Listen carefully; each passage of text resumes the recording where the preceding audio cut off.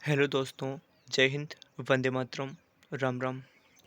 हम जलवायु विज्ञान पढ़ रहे थे जिसमें हमने वायुदाब यानी कि वायुमंडलीय वायुदाब और वायुदाब की प्रमुख पेटियाँ जो कि पहली यूनिट का अंतिम अध्याय है वो पढ़ लिया था।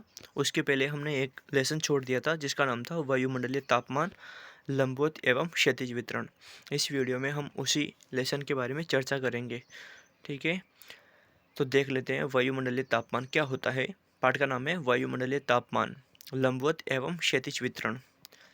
वायुमंडलीय तापमान अप्रत्यक्ष रूप से वायुमंडल के ताप का प्रधान स्रोत सूर्य ही है, परंतु प्रत्यक्ष रूप से उसे सूर्य से स्वल्प यानी कि बहुत कम मात्रा में ही ऊष्मा मिल पाती है, जबकि अधिकांश ऊष्मा पार्थिव ऊर्जा टेरेस्ट्रियल एनर्जी से प्राप्त होती है। यानी कि मुख्य रूप से जो वायुमंडल है वो सूर्य से बहुत ही कम मात्रा में गर्म होता है, बल्कि उसकी जो ऊर्जा का प्रत्यक्ष रूप से जो स्रोत है वो पार्थिव ऊर्जा है। यानी कि पृथ्वी से विकिरण होने वाली जो ऊर्जा है उसी से वायुमंडल गर्म होता है। प्रत्यक्ष रूप से सूर्य की किरणों से वायुमंडल गर्म नहीं होता, ये ध्यान रखना। ऊष्मा क्या होती है? ऊष्मा ऊर्जा का एक रूप है, जबकि तापमान किसी तत्व या वस्तु की गर्माहट यानी कि हॉटनेस या शीतलता कोल्डनेस की गहनता का परिचायक है। यानी कि किसी भी वस्तु की जो गर्माहट है या शीतलता है वो तापमान कहलाता है, जबकि ऊष्मा जो है वो ऊर्जा का एक रूप है। दूसरे शब्दों में ऊष्मा किसी तत्व या वस्तु में निहित ऊर्जा की मात्रा को दर्शाती है, जबकि तापमान उस तत्व या वस्तु के प्रति इकाई आयतन में ऊर्जा या ऊष्मा की मात्रा की माप को प्रदर्शित करता है, जिससे उस तत्व या वस्तु की तप्तता यानी कि हॉटनेस यानी कि गर्माहट या शीतलता का बोध होता है। उसको हम तापमान कहते हैं। अधिक तापमान यानी कि अधिक ऊष्मा वाली वस्तु से कम तापमान यानी कि कम ऊष्मा वाली वस्तु की तरफ ऊष्मा का प्रवाह तथा स्थानांतरण होता है। यानी कि जो वस्तु ज़्यादा गर्म रहेगी उस ज़्यादा गर्म वस्तु से तापमान या ऊष्मा का प्रवाह कम तापमान या कम ऊष्मा वाली वस्तु की ओर होता है। स्पष्ट है कि तापमान गतिज ऊर्जा यानी कि किनेटिक एनर्जी का भी माप है। किसी निश्चित आयतन वाली वायु के तापमान का निश्चित समय में डिग्री फ़ारेनहाइट या डिग्री सेल्सियस या सेंटीग्रेड में थर्मामीटर द्वारा मापन किया जाता है। यानी कि हम तापमान को या तो डिग्री फ़ारेनहाइट में मापते हैं या फिर डिग्री सेल्सियस या सेंटीग्रेड में मापते हैं। तो ये ऊर्जा का ऊष्मा का मापन है, तापमान का मापन है, सॉरी। फ़ारेनहाइट तथा सेल्सियस मापक में क्वथनांक यानी कि हिमांक आइस पॉइंट क्रमशः 32 डिग्री यानी कि फ़ारेनहाइट में अगर हम हिमांक को देखें तो 32 डिग्री फ़ारेनहाइट पर हिमांक होता है, और अगर सेल्सियस में देखें तो 0 डिग्री सेल्सियस पर हिमांक होता है। इसके बाद में है ऊष्मा का स्थानांतरण, यानी कि वे कौन कौन सी विधियां हैं जिनके माध्यम से ऊष्मा का स्थानांतरण होता है। ट्रांसफ़र ऑफ हीट एनर्जी, बिना किसी माध्यम के एक वस्तु से दूसरे वस्तु में ऊष्मा ऊर्जा के गमन को विकिरण कहते हैं। यानी कि जिसके लिए किसी भी प्रकार के कोई माध्यम की आवश्यकता नहीं होती। ठीक है, जैसे कि सूर्य से जो ऊर्जा आती है हमारे पास वो विकिरण के रूप में आती है, उसके लिए किसी भी प्रकार का कोई माध्यम नहीं है, वो डायरेक्ट वायुमंडल में प्रवेश करती है बिना किसी माध्यम के। ठीक है, तो उस प्रक्रिया को हम विकिरण कहेंगे, रेडिएशन कहेंगे। वायुमंडल दीर्घ तरंग पार्थिव विकिरण का एक बड़ा हिस्सा प्राप्त करके गर्म होता है तथा इस ऊष्मा को प्रतिलोम विकिरण या आकाशीय विकिरण के माध्यम से धरातल को वापस लौटा देता है। धरातलीय सतह से कुछ ऊष्मा का निचले वायुमंडल में स्थित कणिकीय पदार्थों यानी कि पार्टिकुलेट मैटर्स द्वारा वायुमंडल में गमन होता है। यानी कि जो धरातलीय सतह है उससे कुछ ऊष्मा निचले वायुमंडल में स्थित जो कण होते हैं, एरोसोल्स होते हैं, पार्टिकुलेट मैटर्स होते हैं, उनके द्वारा वायुमंडल में गमन होता है। यानी कि यहाँ पर ऊष्मा को किसी माध्यम की ज़रूरत पड़ रही है, माध्यम से प्रवेश कर रहा है ऊष्मा। तो इस तरह की ऊष्मा के स्थानांतरण की प्रक्रिया को परिचालन यानी कि कंडक्शन कहते हैं। कंडक्शन में जो ऊष्मा है वो किन्हीं कणिकीय पदार्थों के माध्यम से गमन करती है, स्थानांतरित होती है। एक वस्तु से दूसरी वस्तु में ऊष्मा ऊर्जा के स्थानांतरण की तीसरी प्रक्रिया संवहन यानी कि कन्वेक्शन है, जिसके तहत ऊष्मा का स्थानांतरण तत्वों की गति द्वारा होता है। यानी कि इसमें एक तत्व से दूसरे तत्व, और यूँ कहें कि जो संवहन है वो ठोस माध्यमों से नहीं बल्कि गैस और जलीय माध्यमों से होता है। वायुमंडल का गर्म एवं ठंडा होना, और कौन सी प्रक्रियाएं हैं जिनके माध्यम से वायुमंडल गर्म एवं ठंडा होता है। पृथ्वी के धरातलीय सतह, स्थलीय एवं जलीय सतह पर प्राप्त सौरिक ऊर्जा का सेंसिबल ऊष्मा में रूपांतरण होता है। अब यह सेंसिबल ऊष्मा क्या है, ध्यान रहे, यह ज्ञातव्य है कि सेंसिबल ऊष्मा वह ऊष्मा होती है जिसे सामान्य थर्मामीटर से नापा जा सके, वो सेंसिबल ऊष्मा होती है। धरातलीय सतह से ऊष्मा ऊर्जा के विकिरण की प्रक्रिया को धरातलीय विकिरण या फार्तीय विकिरण कहते हैं। वायुमंडल से धरातलीय सतह की ओर ऊष्मा के विकिरण को प्रतिलोम या आकाशीय विकिरण कहते हैं। प्रतिलोम विकिरण की प्रक्रिया वायुमंडलीय कार्बन डाइऑक्साइड एवं जलवाष्प द्वारा संपादित होती है। वायुमंडल का गर्म एवं ठंडा होना निम्न प्रक्रियाओं द्वारा संपन्न होता है। तो देखिए, पहली जो प्रक्रिया है, प्रत्यक्ष सूर्य तप से वायुमंडल का गर्म होना। सूर्य से ऊर्जा का विकिरण लघु तरंगों के रूप में होता है। वायुमंडल में स्थित ओजोन, जलवाष्प आदि द्वारा सौरिक ऊर्जा का 14% भाग अवशोषण द्वारा ग्रहण कर लिया जाता है। इस न्यून मात्रा द्वारा वायुमंडल का गर्म होना अधिक महत्वपूर्ण नहीं होता। दूसरा जो मेथड है, प्रक्रिया है, वो है परिचालन, कंडक्शन। किसी वस्तु के पदार्थों के अणुओं द्वारा ऊष्मा के स्थानांतरण एवं गमन को परिचालन कहा जाता है। परिचालन क्रिया के अंतर्गत एक अणु स्पर्श द्वारा दूसरे अणु को ऊष्मा प्रदान करता है।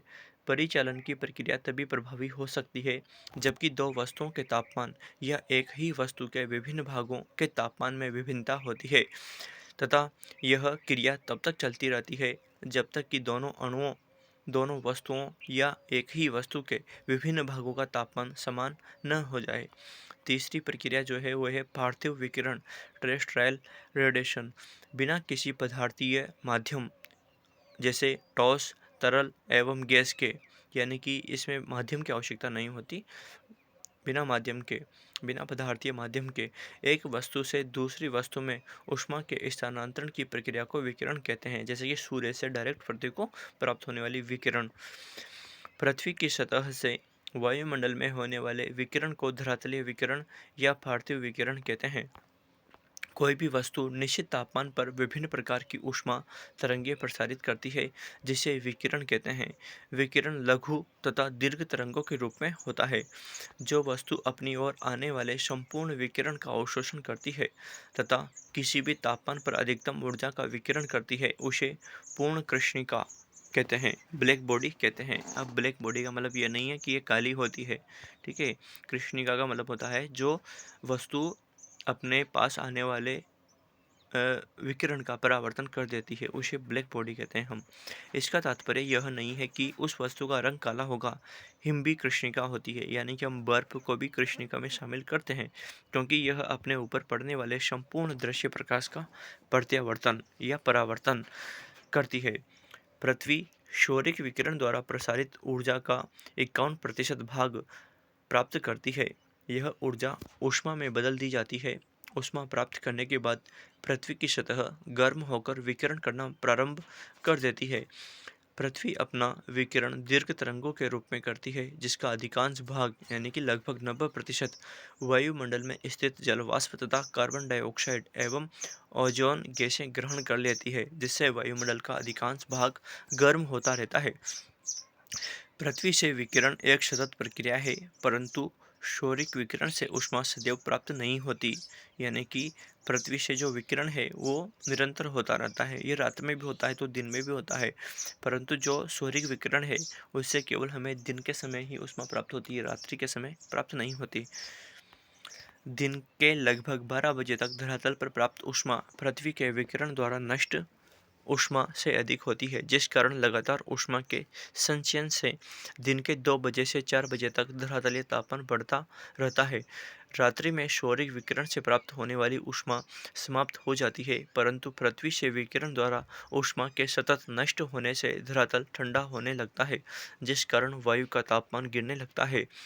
संवहन, कन्वेक्शन, पदार्थों के द्रव्यमान के संचलन द्वारा एक स्थान से दूसरे स्थान में ऊष्मा के स्थानांतरण की प्रक्रिया को संवहन कहा जाता है। संवहन की प्रक्रिया केवल तरल पदार्थों यथा जल या गैसों में ही प्रभावी हो सकता है, यह ठोस माध्यमों में प्रभावी नहीं होता। पांचवा है एडियाबैटिक विधि द्वारा वायुमंडल का गर्म एवं ठंडा होना। एडियाबैटिक क्रिया विधि से वायुमंडल का गर्म एवं ठंडा होना वायु के ऊपर उठने तथा नीचे बैठने से होता है। ऊंचाई के साथ प्रति 1000 मीटर पर तापमान में 6.5 डिग्री सेल्सियस की कमी हो जाती है। ऊंचाई के साथ तापमान में गिरावट की सामान्य दर को सामान्य तापपतन दर नॉर्मल लेफ्ट रेट कहते हैं। वायु के तापमान में उसके फैलने या संकुचन से होने वाले परिवर्तन को तापमान का एडियाबैटिक परिवर्तन कहते हैं। तापमान का एडियाबैटिक परिवर्तन दो प्रकार का होता है, शुष्क एडियाबैटिक परिवर्तन और दूसरा आर्द्र एडियाबैटिक परिवर्तन। ऊपर उठती असंपृक्त हवा का तापमान प्रति 1000 मीटर पर 10 डिग्री सेल्सियस की दर से कम होता है। इस तरह जब असंपृक्त हवा नीचे बैठती है तो उसका तापमान 10 डिग्री सेल्सियस प्रति 1000 मीटर की दर से बढ़ता है। तापमान में इस तरह के होने वाले परिवर्तन को शुष्क एडियाबैटिक परिवर्तन कहते हैं। संघनन के बाद हवा के ऊपर उठने पर उसके तापमान में कमी की दर कम हो जाती है, यानी कि 6 डिग्री सेल्सियस पर 1000 मीटर, क्योंकि संघनन की गुप्त ऊष्मा यानी कि लेटेंट हीट ऑफ कंडेंसेशन वायु में मिल जाती है। तापमान में इस तरह के परिवर्तन को आर्द्र एडियाबैटिक परिवर्तन कहते हैं। इसे प्रतिबंधित एडियाबैटिक दर भी कहते हैं। नेक्स्ट टॉपिक है हमारा और ये इम्पोर्टेंट भी है, वायुमंडलीय तापमान के वितरण को प्रभावित करने वाले कारक या तापमान के नियंत्रक कारक। ये ध्यान रखना, एग्जाम में पूछा जा सकता है। तो वे कौन कौन से कारक हैं जो वायुमंडलीय तापमान को प्रभावित करते हैं, वितरण को प्रभावित करते हैं। तो पहला जो कारक है वो है अक्षांश का प्रभाव। वायुमंडल का तापमान उस स्थान पर प्राप्त सूर्यातप की मात्रा पर निर्भर करता है। चूंकि धरातल पर प्राप्त होने वाली सूर्यातप की मात्रा भूमध्य रेखा से ध्रुवों की ओर घटती जाती है, क्योंकि सौर किरणें ध्रुवों की ओर अत्यधिक तिरछी होती जाती है, अतः वायु का तापमान भी भूमध्य रेखा से ध्रुवों की ओर कम होता जाता है। सूर्य की किरणें वर्ष भर भूमध्य रेखा पर लगभग लंबवत होती है, परंतु वहां पर अधिकतम तापमान नहीं होता, बल्कि अधिकतम तापमान 20 डिग्री से 20 डिग्री उत्तरी अक्षांश पर जुलाई में अंकित किया जाता है। कर्क एवं मकर रेखाओं के पास धरातलीय सतह का अधिकतम तापन हीटिंग होता है, अतः अयन रेखाओं का मतलब उष्णकटिबंधीय क्षेत्र, अयन रेखाओं के पास अधिकतम तापमान अंकित किया जाता है। ध्रुवीय क्षेत्रों में न्यूनतम तापमान होता है। अब तक का सर्वाधिक 58 डिग्री सेल्सियस का तापमान लीबिया के अल अजीज में 1922 के सितंबर महीने में अंकित किया गया था। 57 डिग्री सेल्सियस का दूसरा उच्चतम तापमान संयुक्त राज्य अमेरिका के कैलिफोर्निया प्रांत की मृत्यु घाटी, जिसको डेथ वैली भी कहा जाता है, में 1913 के जुलाई महीने में अंकित किया गया था। आज तक न्यूनतम अंकित तापमान -89 डिग्री सेल्सियस है, जिसे अंटार्कटिका के ओस्टाक में 1983 में अंकित किया गया था, जबकि -68 डिग्री सेल्सियस का दूसरा न्यूनतम तापमान रूस के बरखोयानस्क में नापा गया था। दूसरा जो कारक है वह है सागर तल से ऊंचाई। धरातलीय सतह से ऊंचाई के साथ प्रति 1000 मीटर पर 6.5 डिग्री सेल्सियस की दर से तापमान में कमी होती जाती है, जो कि हमने क्षोभमंडल में भी पढ़ा था। वही क्रिया है यह। वायुमंडल का निचला भाग जो धरातलीय सतह के सीधे संपर्क में होता है, अधिक ऊष्मा प्राप्त करता है, जबकि उसके ऊपर स्थित वायुमंडलीय परत कम ऊष्मा प्राप्त कर पाती है, अतः ऊंचाई के साथ तापमान भी कम हो जाता है। वायुमंडल की निचली परत में जलवाष्प एवं धूलिकणों की मात्रा अधिक होती है तथा ऊंचाई के साथ कम होती जाती है, जिस कारण तापमान भी कम होता जाता है। तीसरा जो कारक है वह है सागर से दूरी। स्थलीय एवं सागरीय हवाओं के दैनिक चक्र के कारण तटवर्ती सागरीय भागों एवं तटवर्ती स्थलीय भागों में ऊष्मा का मिश्रण अधिक होने से तापमान संबंधी विभिन्नता कम हो जाती है। यही कारण है कि सागर तटीय क्षेत्रों में दैनिक तापांतर न्यूनतम होता है, परंतु सागर तट से स्थल की ओर बढ़ती दूरी के साथ दैनिक, मासिक तथा वार्षिक तापांतर बढ़ते जाते हैं। चौथा कारक है हमारा स्थल एवं जल का स्वभाव। स्थलीय भाग जलीय भाग की अपेक्षा शीघ्र गर्म तथा शीघ्र ठंडा हो जाता है। इसी कारण से स्थल तथा जल पर सूर्यताप की समान मात्रा मिलने पर भी स्थल का तापमान जल से अधिक हो जाता है। 1 ग्राम तत्व के तापमान को 1 डिग्री सेल्सियस बढ़ाने के लिए जितनी ऊष्मा की मात्रा की आवश्यकता होती है उसे विशिष्ट ऊष्मा कहते हैं। धरातलीय विशेषताएं। पांचवा कारक धरातलीय विशेषताएं हैं। हिमाच्छादित सतह से क्षौरिक विकिरण के अधिक मात्रा में परावर्तित हो जाने से कम ऊष्मा मिलने से तापमान कम हो जाता है, जबकि रेतीली मिट्टी में क्षौरिक विकिरण का अधिक अवशोषण होने से तापमान दिन में अधिक हो जाता है। क्षौरिक ऊर्जा का हिम जो बर्फ है वो 70 से 90%, घासों वाला भाग 14 से 37%, काली मिट्टी 8 से 14% तथा कोणधारी वन 10% भाग का परावर्तन कर देता है। वनस्पति से आच्छादित भाग में अधिक ऊष्मा वृक्षों द्वारा प्राप्त जल के वाष्पीकरण में खर्च हो जाती है, जिस कारण सतह का तापमान ऊंचा नहीं हो पाता है। छठा कारक है धरातलीय ढाल। धरातलीय ढाल का वह भाग जो सूर्य की ओर यानी कि सूर्योन्मुखी ढाल होता है अपेक्षाकृत अधिक सूर्यताप प्राप्त करता है, क्योंकि सौर्य किरणें लगभग सीधी पहुंचती है। अतः सूर्योन्मुखी ढाल पर सूर्य विमुखी ढाल की अपेक्षा अधिक तापमान होता है, क्योंकि सूर्य विमुखी ढाल पर सूर्य की किरणों के तिरछेपन के कारण कम सूर्यताप प्राप्त होता है। सातवां कारक है प्रचलित पवन। निचले अक्षांशों से उच्च अक्षांश की ओर चलने वाली हवाएं तापमान अधिक तथा ऊंचे अक्षांशों से निचले अक्षांश की ओर आने वाली हवाएं तापमान कम कर देती है। सागरीय भागों से स्थलीय भागों की ओर चलने वाली हवाएं वहां पर सागरीय प्रभाव लाती है, जिससे तापांतर कम हो जाता है। पर्वतों के ऊपरी भाग से आने वाली हवाएं घाटियों में तापमान नीचा कर देती है। शीतोष्ण चक्रवातों के आगमन के समय तापमान ऊंचा तथा चले जाने के बाद अचानक कम हो जाता है। गर्म सागरीय धाराओं के ऊपर आने वाली हवाएं तटीय भागों पर तापमान ऊंचा कर देती है, जबकि ठंडी धाराओं के संपर्क में आने वाली हवाएं तटीय भाग में तापमान कम कर देती है। आठवां कारक है महासागरीय धाराएं। गर्म अक्षांशों से चलने वाली गर्म धाराएं शीतोष्ण तथा शीत कटिबंधों में तटीय भागों में औसत से तापमान अधिक कर देती है। नवा कारक है मेघाच्छादन यानी कि आसमान में बादलों का होना।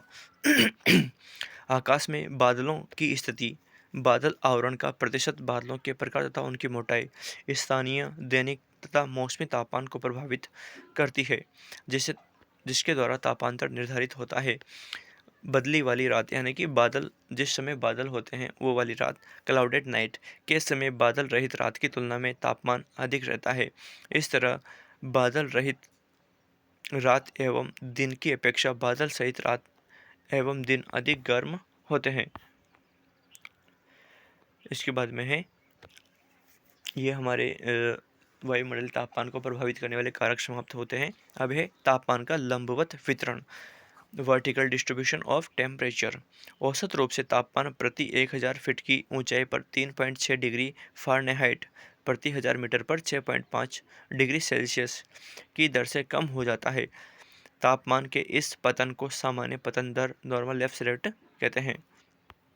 सामान्य पतन दर का परिकलन धरातलीय सतह के औसत तापमान 15 डिग्री सेल्सियस तथा 11 किलोमीटर की ऊंचाई पर औसत -59 डिग्री सेल्सियस तापमान के आधार पर किया जाता है। वायुमंडल में ऊंचाई के साथ तापमान के घटने की प्रवृत्ति मात्र क्षोभ मंडल तक ही सीमित रहती है। क्षोभ मंडल की ऊपरी सीमा को ट्रोपोपॉज कहते हैं, जिसकी भूमध्य रेखा तथा ध्रुवों पर औसत ऊंचाई क्रमशः 16 तथा 6 किलोमीटर है। ये हमने ज़्यादा एनसीईआरटी में ज़्यादा है, ये 18 किलोमीटर तथा 8 किलोमीटर है एनसीईआरटी में। ठीक है, तो ये थोड़ा देख लेना, आप लोग चेक कर लेना, चेक किया करेक्ट। 18 भी कर लेना और 8 भी कर लेना। जुलाई तथा जनवरी में भूमध्य रेखा पर ट्रोपोपॉज की ऊंचाई 17 किलोमीटर रहती है तथा इस ऊपरी सीमा का वायुमंडलीय तापमान -70 डिग्री सेल्सियस रहता है। 45 डिग्री उत्तरी अक्षांश पर जुलाई में इसकी ऊपरी सीमा 15 किलोमीटर, जहां पर तापमान -60 डिग्री सेल्सियस तथा जनवरी में 12.5 किलोमीटर, जहां पर तापमान -58 डिग्री सेल्सियस होता है।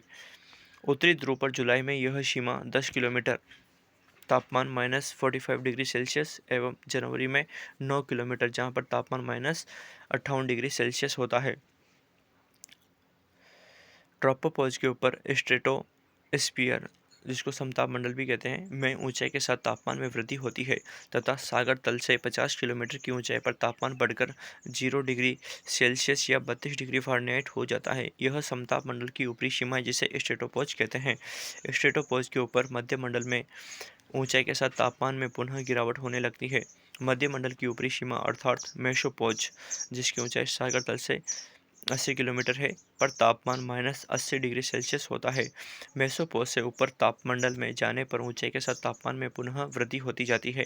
यह अनुमान किया गया है कि तापमंडल की ऊपरी सीमा पर तापमान 1700 डिग्री सेल्सियस रहता है, परंतु अत्यधिक कम घनत्व होने के कारण गैसें अत्यंत हल्की हो जाती है। परिणाम स्वरूप इस उच्च तापमान की साधारण थर्मामीटर से माप नहीं की जा सकती। क्षोभ मंडल में कतिपय कुछ विशेष दशाओं में कभी-कभी ऊंचाई के साथ तापमान में गिरावट के बजाय तापमान में वृद्धि होती है, अर्थात ठंडी वायु परत के ऊपर गर्म वायु परत की स्थिति हो जाती है। इस दशा को तापीय प्रतिलोमन, इन्वर्जन ऑफ टेम्परेचर कहते हैं। तापीय प्रतिलोमन क्या होता है देख लेते हैं। इन्वर्जन ऑफ टेम्परेचर सामान्य नियमानुसार सौरमंडल या अधोमंडल में ऊंचाई के साथ तापमान 1000 मीटर पर 6.5 डिग्री सेल्सियस की दर से घटता जाता है, परंतु इस सामान्य तापमान के विपरीत कभी कभी कालिक तथा स्थानीय रूप से ऊंचाई के साथ तापमान बढ़ता है। इसे ऋणात्मक ताप पतन दर, नेगेटिव लेफ्ट रेट की संज्ञा प्रदान की जाती है। इस क्रिया के कारण नीचे अपेक्षाकृत ठंडी वायु की परत तथा उसके ऊपर गर्म वायु की परत की स्थिति हो जाती है। इस स्थिति या दशा को तापमान का प्रतिलोमन कहा जाता है। ठीक है, तो ये तापमान का लंबवत वितरण हो गया। अब देख लेते हैं तापमान का क्षैतिज वितरण या तापमान का प्रादेशिक वितरण। तापमान भूमध्य रेखा से ध्रुवों की ओर कम होता जाता है। इस तरह अधिकतम तापमान निम्न अक्षांशों में तथा न्यूनतम तापमान उच्च अक्षांशों में मिलता है।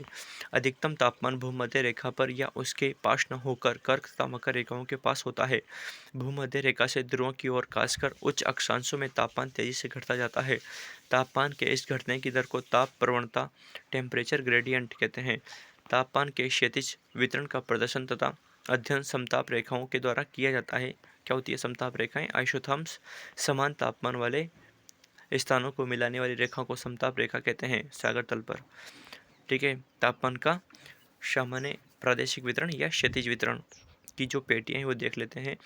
पहला, विषुवत रेखीय प्रदेश। विषुवत रेखा के 5 डिग्री उत्तरी तथा 5 डिग्री दक्षिणी अक्षांशों के बीच विस्तृत भाग को इस प्रदेश के अंतर्गत सम्मिलित किया जाता है। सूर्य की किरणें लंबवत चमकती है, जिस कारण वर्ष भर तापमान ऊंचा बना रहता है। वार्षिक तापांतर स्थलों पर 4 डिग्री फ़ारेनहाइट तथा सागरों पर केवल 1 डिग्री फ़ारेनहाइट ही होता है, परंतु औसत दैनिक तापांतर 10 डिग्री से 15 डिग्री फ़ारेनहाइट तक होता है। कभी कभी तापमान 67 डिग्री फ़ारेनहाइट अर्थात 20 डिग्री सेल्सियस से कम नहीं हो पाता है। 92 डिग्री फ़ारेनहाइट यानी कि 33 डिग्री सेल्सियस का अधिकतम तापमान मई में अंकित किया जाता है, परंतु कभी भी वह 88 डिग्री फ़ारेनहाइट यानी कि 31 डिग्री सेल्सियस से कम नहीं होने पाता। दूसरी जो पेटी है तापमान की, वह है अंतरा उष्णकटिबंधीय प्रदेश। इस प्रदेश का विस्तार दोनों गोलार्धों में 5 डिग्री तथा 12 डिग्री अक्षांशों के बीच पाया जाता है। सबसे उष्ण तथा ठंडे महीनों का तापमान क्रमशः 82 डिग्री फ़ारेनहाइट यानी कि 28 डिग्री सेल्सियस तथा 70 डिग्री फ़ारेनहाइट यानी कि 21 डिग्री सेल्सियस होता है। इस तरह वार्षिक तापांतर 12 डिग्री से 15 डिग्री फ़ारेनहाइट तथा दैनिक तापांतर 20 डिग्री फ़ारेनहाइट तक बढ़ जाता है। तीसरी पेटी है उष्णकटिबंधीय प्रदेश। दोनों गोलार्धों में 12 डिग्री से 25 डिग्री अक्षांशों के मध्य विस्तृत भाग को उष्णकटिबंध के अंतर्गत सम्मिलित करते हैं। निम्न अक्षांशों से उच्च अक्षांशों की ओर तापमान घटता जाता है। गर्मियों में दिन की अवधि 14 घंटे तथा जाड़े में रात्रियां 14 घंटे की होती है। इस प्रदेश में प्रत्येक मास का तापमान कम से कम 65 डिग्री फ़ारेनहाइट यानी कि 18 डिग्री सेल्सियस अवश्य होता है।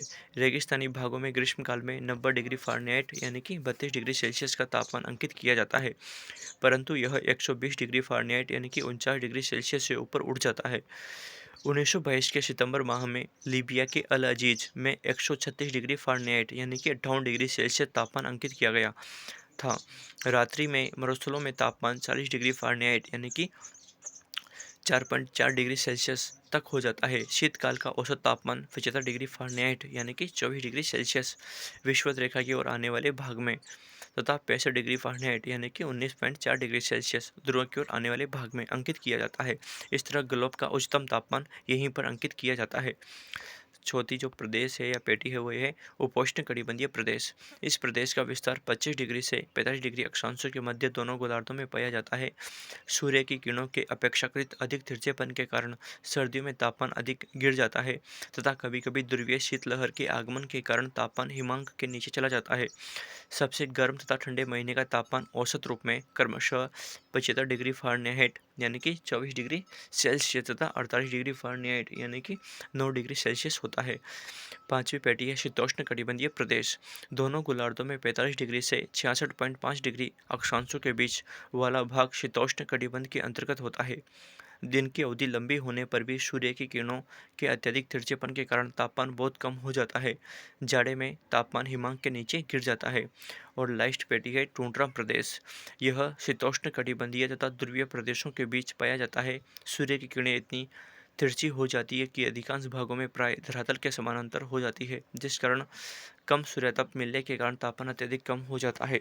नवंबर से अप्रैल तक उत्तरी गोलार्ध में औसत तापमान हिमांक से नीचा हो जाता है तथा न्यूनतम तापमान 40 डिग्री फ़ारेनहाइट तक होना सामान्य बात होती है। बर्खोयानस्क यानी कि ग्लोब का सबसे ठंडा स्थान है, जहाँ न्यूनतम तापमान -93 डिग्री फ़ारेनहाइट तक गिर जाता है। और लास्ट प्रदेश है हमारा ध्रुवीय प्रदेश। यह प्रदेश उत्तरी तथा दक्षिणी ध्रुवों के चारों ओर पाया जाता है। अधिकांश भागों में सूर्य की किरणें धरातल पर नहीं आ पाती। उत्तरी गोलार्ध में प्राय सभी भाग वर्ष भर हिमाच्छादित रहते हैं। स्थान स्थान पर उत्तरी गर्म धारा गर्मियों में कुछ हिम पिघला पाती है। उत्तरी ध्रुव पर जनवरी का तापमान 40 डिग्री फ़ारेनहाइट हो जाता है। वार्षिक तापमान 60 डिग्री से 70 डिग्री फ़ारेनहाइट से अधिक होता है। दक्षिणी गोलार्ध में ध्रुव के पास स्थल अंटार्कटिका महाद्वीप के कारण जाड़े में तापमान -80 डिग्री फ़ारेनहाइट तक गिर जाता है। दैनिक तापांतर और वार्षिक तापांतर। दैनिक तापांतर यहाँ पर वार्षिक तापांतर से कम होता है। यहाँ पर ये समताप रेखाएं हैं। भूमंडलीय स्तर पर जुलाई में समताप रेखाओं द्वारा तापमान के क्षैतिज वितरण का प्रदर्शन। तो ये देख लेना आप लोग, बना लेना इसको मानचित्र को। इसमें समताप रेखाओं के माध्यम से तापमान के क्षैतिज वितरण को दर्शाया गया है महाद्वीप वाइज। ठीक है, उसके बाद में ये जनवरी का यानी कि ये उच्चतम तापमान को दर्शाता है और ये निम्नतम तापमान को जनवरी का तापमान, तो इसको भी बना लेना। ठीक है, तो यहीं पर आपका ये लेसन समाप्त होता है। मिलते हैं अगले यूनिट के पहले लेसन के साथ। यहीं पर ये यूनिट भी आपकी समाप्त होती है। पहले यूनिट में आपके इतने ही लेसन थे जो कि समाप्त हो गए हैं। ठीक है।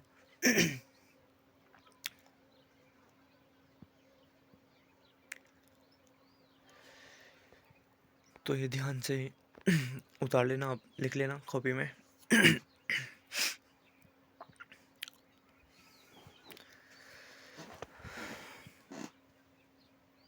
यहाँ पर एक शायरी आप लोगों के लिए मोटिवेशन के लिए। मंजिलें लाख कठिन आए गुजर जाऊंगा, मंजिलें लाख कठिन आए गुजर जाऊंगा, हौसला हार कर बैठूंगा तो मर जाऊंगा। चल रहे थे जो मेरे साथ कहाँ हैं वो लोग, चल रहे थे जो मेरे साथ कहाँ हैं वो लोग, जो ये कहते थे कि रास्ते में बिखर जाऊंगा, जो ये कहते थे कि रास्ते में बिखर जाऊंगा। ठीक है, जय हिंद, वंदे मातरम, राम राम। पढ़ते रहिए, लिखते रहिए।